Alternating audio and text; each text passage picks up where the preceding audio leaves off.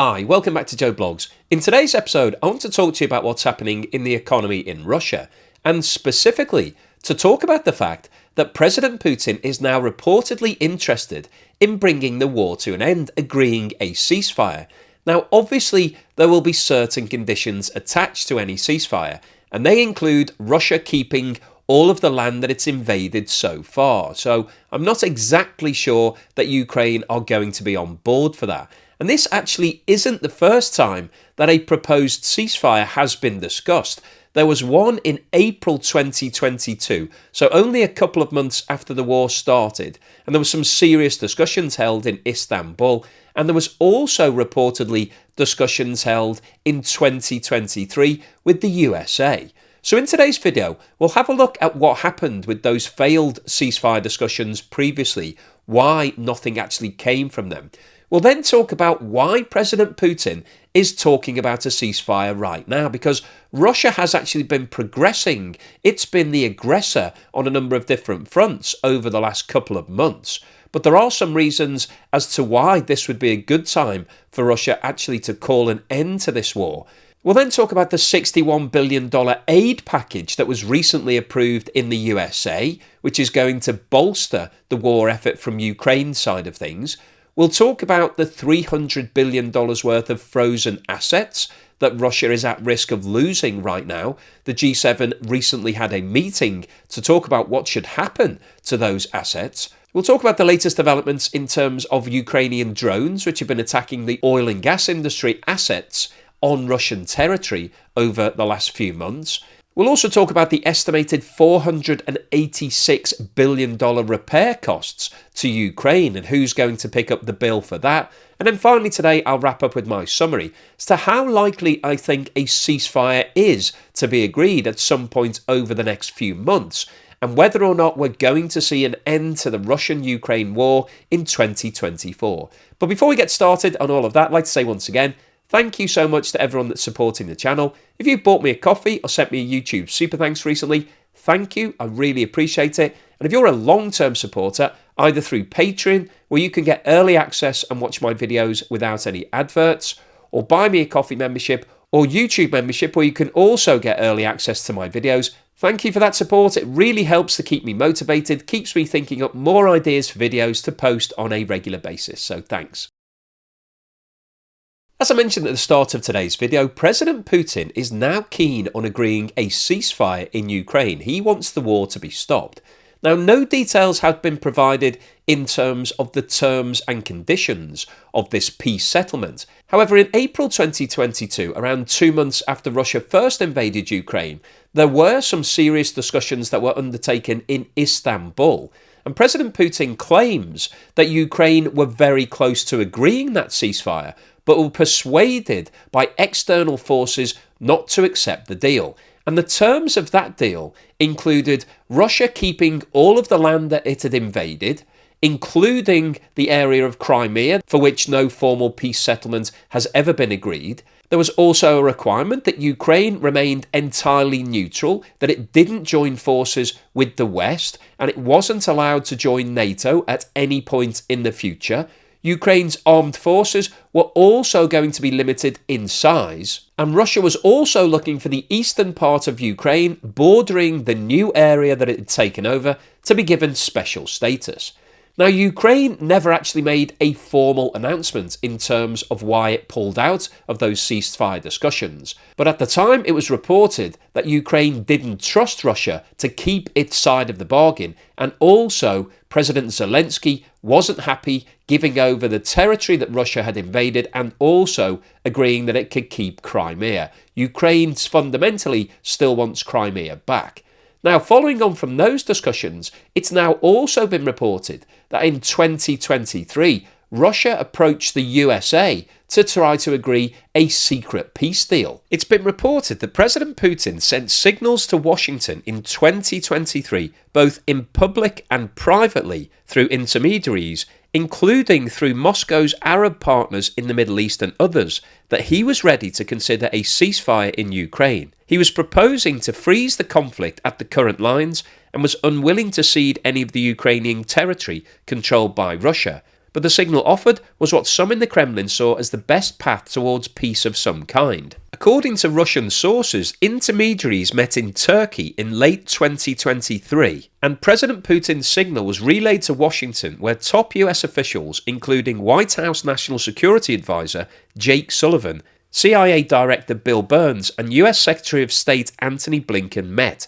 The idea was that Sullivan would speak to Putin's foreign policy advisor Yuri Ushakov and set out the next steps. But when the call came in January, Sullivan told Ushakov that Washington was willing to talk about other aspects of the relationship, but would not speak about a ceasefire without Ukraine. It was reported that Russian sources expressed frustration with the United States over Washington's insistence that it would not nudge Ukraine towards talks, given that the USA was helping to fund the war. And President Putin was reported to have said, "I knew they wouldn't do anything. They cut off the root of the contacts which have taken months to create." Another Russian source was quoted as saying, "The Americans didn't believe that Putin was genuine about a ceasefire, but he was and is.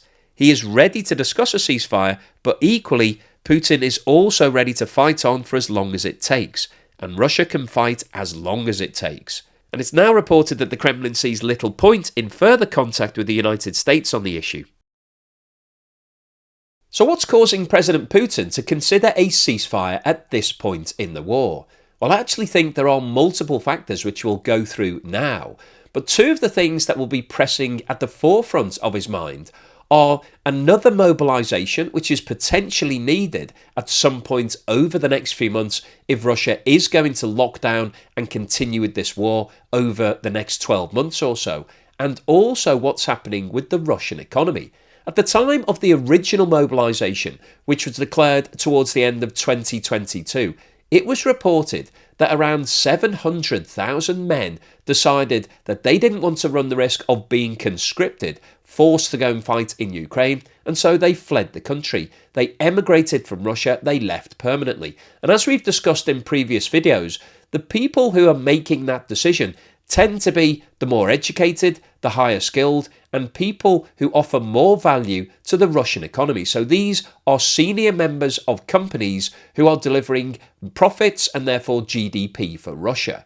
And they're the people who are more mobile, who can get jobs elsewhere, who decided that they didn't want to be forced to put on a uniform, given a gun and go and fight in Ukraine and run the risk of being killed. They would rather leave Russia forever. And the problem from Russia's point of view is that that left them short both in terms of manpower, so they've lost around 1.2 million people since the war started through emigration, people who just don't want to be in Russia anymore, but also the overall impact of that on the Russian economy is disproportionate, because when you lose senior members of staff, people who are producing more than the average return, they're earning more than the average salary, they're therefore paying more in terms of taxes, but they're also helping their companies to grow and develop. So Russia really suffered as a result of the impact of that first mobilisation, all of the people leaving. And President Putin really doesn't want to have to call another mobilisation. If he announces that they need to mobilise another 300,000 men, it's likely that there will be another exodus of people. And this time it could be up to 1 million people. And if Russia keeps losing all of its senior members of staff, all of the people who are running these companies, then at some point these companies will start to fall apart, and that's going to be hugely detrimental to the Russian economy in the long term. Now, the other impact on the Russian economy that we've discussed over the last few months is that over the last 12 to 18 months, Russia has converted itself into what's called a war economy. So it's conscripted lots of companies in Russia to start helping with the war effort. So rather than carrying on in their normal form, producing items that are going to be sold all around the world, a lot of companies are now producing things that are needed in Ukraine. So this might be military equipment or ammunition or other things that can be used by troops. And what this does is it bolsters the income of these companies, because now they're being sponsored by the state. The Kremlin is paying all of these businesses to do this, and this is actually providing a bit of an uplift in the Russian economy. If you've been following my videos where we've been looking at the official data coming out from the Kremlin, you'll see that 2024 is actually better than 2023. Russia is recovering, and one of the main drivers for that isn't the oil and gas industry. In fact, non-oil and gas revenue has now overtaken oil and gas revenue as a result of the fact that Russia is now sponsoring all of these businesses. So in the short term, this is good news. But in the long term, it's hugely detrimental because these companies have moved away from their previous markets. So they're no longer producing all of the things that they were producing, which means that their customers will now be buying whatever they were buying previously from Russian companies, from other manufacturers. So when these companies come to the end of this production process, when the war ends and they're told by the Kremlin that they're no longer needed to produce all of these things, they're going to really struggle to re-engage with their customers because their customers will have moved on. So there's a short-term benefit here, but the long-term implication is disastrous from Russia's point of view. And the longer that this war economy drags on, the worse it's going to be. And I think from President Putin's point of view, he can see that. He can see that the short-term benefit is now coming to an end. And if he does continue with the war in Ukraine for another few years, the Russian economy will start to crumble. And so there is a point where he needs to call a ceasefire. And I think this is one of the driving factors as to why he's now considering calling it a day in Ukraine. One of the other factors that may be influencing President Putin's decision to think about a ceasefire is the recently approved aid package in the USA. The USA has now approved an additional $61 billion to support Ukraine. And this aid package is coming predominantly in the form of additional military equipment and assistance. So basically what we're seeing here is Ukraine's war effort is being bolstered. Over the last few months, there have been a lot of complaints from Ukraine that they haven't had sufficient funding, and there have been reports that they've been losing ground to Russian advances. But now that they've got this additional $61 billion, they're going to have plenty of ammunition, plenty of military equipment. And this is going to bolster the Ukrainian effort for at least the next 6 to 12 to potentially 18 months. So what this means is that Ukraine is now fully armed again, and it's going to be able to push back strongly on all of the different front lines that Russia is pushing against. And this really, from Russia's point of view, is bad news because it means that the war isn't going to be brought to a conclusion on the battlefield anytime soon. If this aid package hadn't actually been approved, if the USA had said, actually, we can't afford to provide any more assistance, you're going to have to fend for yourselves, there was a real possibility that the war could have come to an end because Ukraine basically lost. If they ran out of military equipment and assistance, then at some point they would be hugely overrun by Russian forces.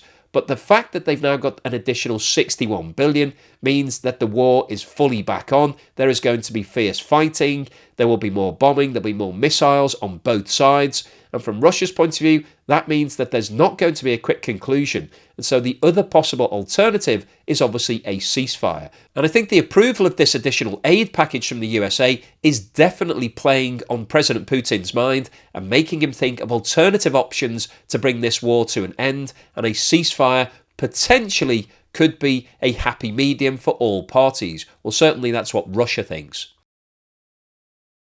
One of the other major developments in the Ukraine war over the past few months has been Ukraine's development and deployment of drones. And if you've been following the channel, you'll be aware that Ukraine has been targeting Russian oil and gas assets actually located in Russia. So rather than just trying to use drones to attack the advance of Russian soldiers, it's now taking the offensive to Russia. And some of these drones have hit their targets up to 1,000 miles into Russian territory.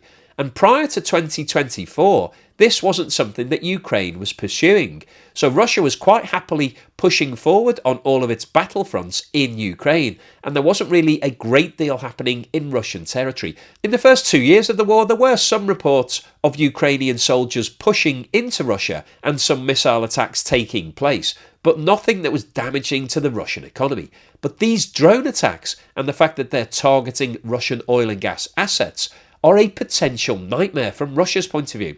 If you've been following the channel, you'll know that I've posted a number of videos talking about these successful attacks. And we're now around 20 of these strikes have been reported.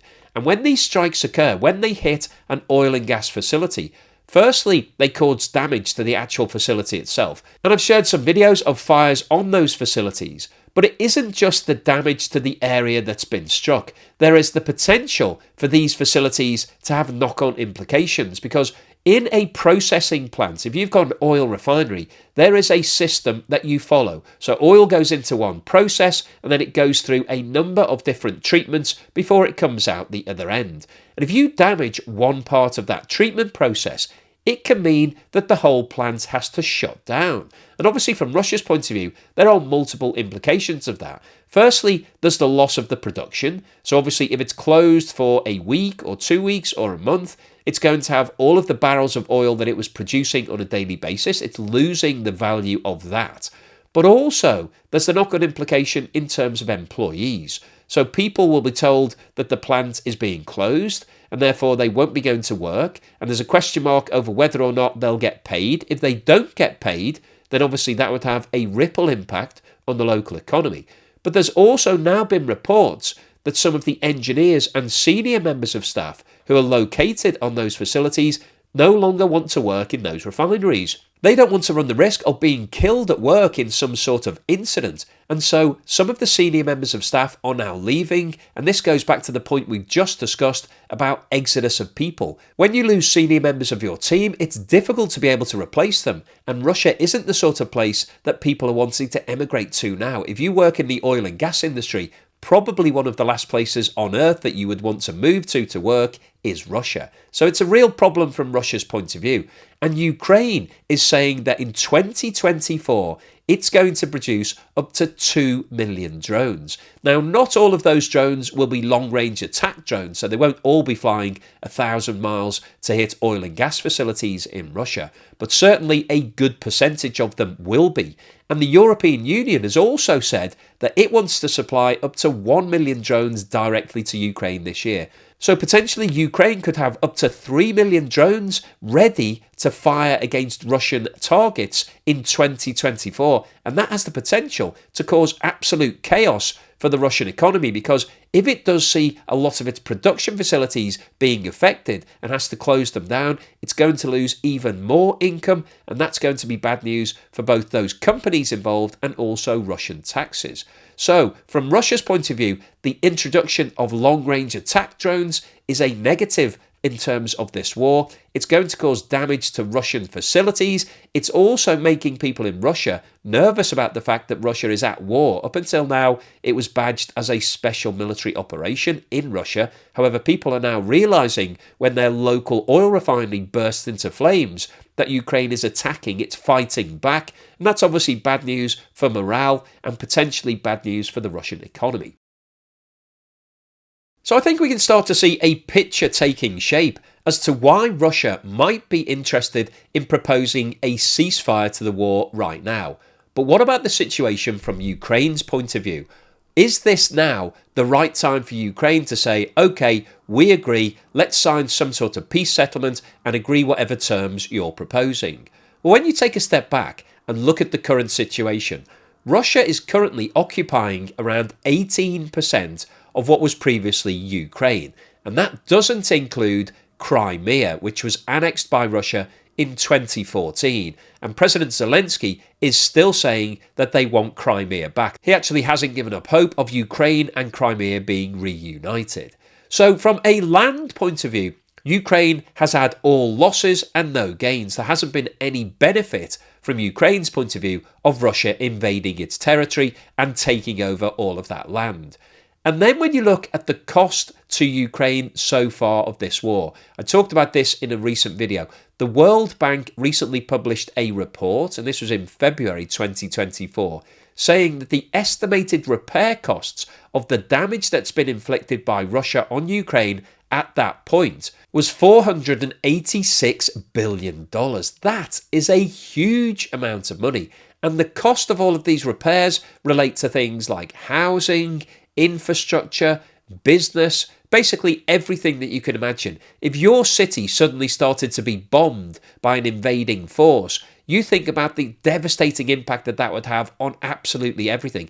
It's not just the physical infrastructure. It's not just rebuilding the roads and the rail network and people's houses and buildings and offices. It's also all the people who've left that country, the people who've died, the businesses that have been impacted that they were running, the business that they've lost in terms of all of their sales, their production, everything that you can imagine. This is absolutely devastating. And as that report was published in February, we've now got another few months of war. And if you think that on average over the first 2 years, the impact on Ukraine was around $20 billion per month. Every single month that this war carries on, we're adding another $20 billion to that bill. So if Ukraine was to agree a peace settlement right now, it's likely that it would have to comply with the terms being put forward by Russia, and those terms are likely to be the same as what we discussed earlier in the video. So they will want to keep all of the land that they've invaded. They'll also want Ukraine to sign up to various terms and conditions, including not increasing the size of its army, not signing up to NATO, basically all of the things that Ukraine wants to do to protect itself going forward. So what this would do is leave Ukraine highly vulnerable to some sort of future invasion, as well as giving over all of that land. So I don't think that's particularly attractive. And I also don't think Russia would be offering $500 billion in compensation to repair all of the damage that it's inflicted. Russia is basically saying that it invaded those areas to protect the people that they see as being Russian who are living in those regions. So it's unlikely that President Putin would agree that it's the cause of all of that damage, and therefore I don't think he'd be handing over a large check. So overall, when you look at the proposal and the situation from Ukraine's point of view, there doesn't look to be much that's going to really attract Ukraine to sign up to a ceasefire right now. So what's the summary and conclusion today? Well, I wanted to post this video because I think any potential ceasefire agreement in the war in Ukraine is something that's worth talking about, because it's been going on for over 2 years. That war has been raging in Europe, in a modern country, in a modern city for the last 2 years. This is really quite incredible. It's interesting when you hear about a war taking place. You become slightly numb to it. I think the initial reaction is that everybody's shocked. And if you've ever previously been on holiday to a region that subsequently falls into war, it is quite unbelievable. You think, oh my goodness, I've been to that area, I've spent time there, and they're now sending tanks in and people are dying. However, one of the problems when a war drags on for a number of years is that it's constantly being reported and people move on in terms of their shock value and their level of interest. So the vast majority of people are now ignoring the war in Ukraine on a daily basis. It might pop up on mainstream media. You might see something and think, oh my gosh, something bad has now happened. But you can't constantly stay in a state of shock. And I think the situation for the majority of people around the world is that they're just assuming that this war carries on and it's a normal everyday event. However, for the people who are living in Ukraine and the people whose families are affected and people who've died, obviously it's still a major issue. And from that point of view, a ceasefire would be a positive thing. Bringing an end to a war and the loss of life and all of the damage that it's inflicting on a daily basis has to be a positive outcome. However, you need to look at the terms of a ceasefire to see whether or not it's equitable and fair. And from President Putin's point of view, there are a number of factors that we've talked about in today's video that mean that a ceasefire right now could be quite attractive. Firstly, Russia has taken control of a lot of the land that it targeted at the start of the invasion. The areas that it said were populated by Russians who were under some sort of duress. They weren't having a very good lifestyle. They were being Nazified, apparently, according to the Russian claims. So Russia has taken that land, so it's happy that it's got what it was after. It's also got to the situation where its economy has now changed completely. Prior to the war in Ukraine, Russia was more of a capitalist commercial economy. However, today it's operating under different conditions. A lot of businesses have changed the way they're operating. They're now producing things to support the war in Ukraine, and they're being paid by the Kremlin. So this focus is moving away from capitalism more towards a self-funding economy. And the problem with that is that it's not sustainable in the long term. Those businesses are being damaged by being pulled into the war effort. And when they have to go back to the capitalist environment, they may struggle to survive. And President Putin knows that what he's done to the economy isn't something that's going to benefit Russia in the long term. So President Putin knows that there is a time limit in terms of this war economy, and those companies need to get back to their everyday business at some point in the near future. But one of the other factors that is definitely accelerating the thought process of a ceasefire from Russia's point of view is the approval of the $61 billion worth of aid from the USA, because what this is going to do is strengthen the Ukrainian forces. They're going to have more equipment, they're going to have more missiles, and they're going to be able to push back hard on all of the front lines that Russia is advancing on. And what that means is that the war isn't likely to end anytime soon due to the fact that Ukraine can't continue fighting. And the fact that the USA has signed off on $61 billion means that potentially there might be more aid coming down the road. So when that $61 billion runs out, there is a distinct possibility that the USA will give more aid. So that means that there's no real end in sight in terms of Ukraine having to give up on this war. And one of the other main developments over the past few months has been Ukraine's usage of drones to target Russian oil and gas facilities. For the first time since the war started, Russia is now suffering economically as a result of damage being inflicted by Ukrainian forces. And that represents a major risk to Russia's economy. And this is something that I don't think President Putin anticipated at the start of the invasion of Ukraine. He wasn't expecting refineries located up to 1,000 miles from the Ukrainian border to start being hit by missiles.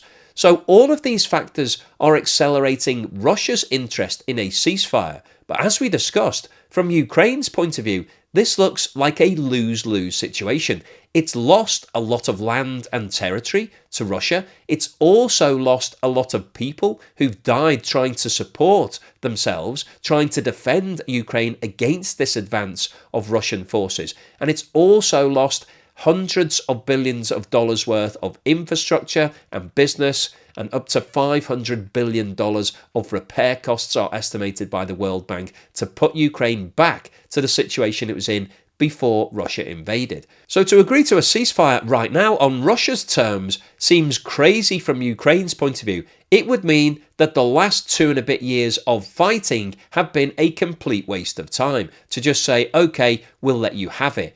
If Ukraine was going to do that, it should have done it in April 2022, when there were some advanced negotiations in terms of a ceasefire at that point. Ukraine would have given over the land that Russia invaded at that time, which is what Russia wants now. However, if you look at all of the people and all of the lives that have been impacted over the last 2 years, Ukraine essentially would be saying, well, we shouldn't really have done that, we're really sorry, and we're going to give you all of this land anyway. I don't think that either Ukraine or the allies who've been supporting Ukraine in its fight against Russia over the last 2.5 years are going to be happy just ceding control of all of that land and saying, let's just say that this never happened, let's just move on, give Russia what it wants. And also, from a future risk potential, obviously there would be a massive risk from Ukraine's perspective that at some point Russia decides that it wants to take more territory, that maybe some more people that it claims are being persecuted by Ukraine need to be protected. And if Ukraine does agree to the ceasefire right now, there is a higher risk that in the future the Western allies will say, well, actually, is it worth supporting you in a defence against Russia if you're going to just give up at some point in the future? So I think it's highly unlikely that the proposed ceasefire that's being talked about right now, from Russia's point of view, is going to be agreed because it benefits Russia. There is absolutely no benefit to Ukraine or the West, and I don't think that Ukraine and its allies will be on board for that. So hopefully you've enjoyed today's episode, you found it useful, informative and thought-provoking. If you've liked what I've said, then please give me a thumbs up. Thank you for watching this video all the way through to the end, and here's something to put a smile on your face.